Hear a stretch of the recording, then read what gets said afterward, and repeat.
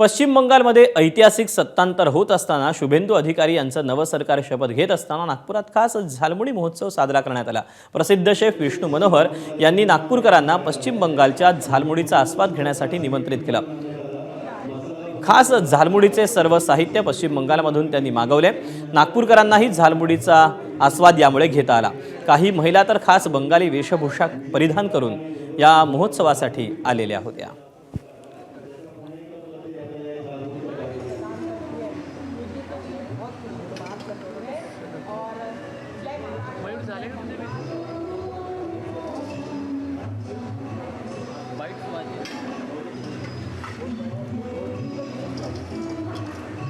की बेसिकली एक काय म्हणता येईल त्याला की अगदी मागच्या 15 दिवसापूर्वी मी झालमुरी हा पदार्थ आहे जो माझ्या चॅनलवर दाखवला आणि योगायोग म्हणजे लगेच तो आपल्या माननीय पंतप्रधानांनी तिथे जाऊन ती खाल्ली आणि मग अचानक त्या दिवशी त्याला इतके व्ह्यूज आले। म्हटलं यार मग हा आनंद आपल्याला मनवायला पाहिजे।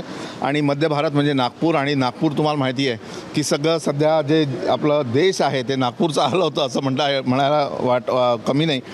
तर 15 वर्षांनंतर जे सत्तांतर झालेलं आहे आणि जे गरजेचं होतं ते त्याचा आनंद मनवायला म्हणून हा झालमुडीचा मी महोत्सव इथे करतो आहे। एबीपी माझा, उघडा डोळे बघा नीट।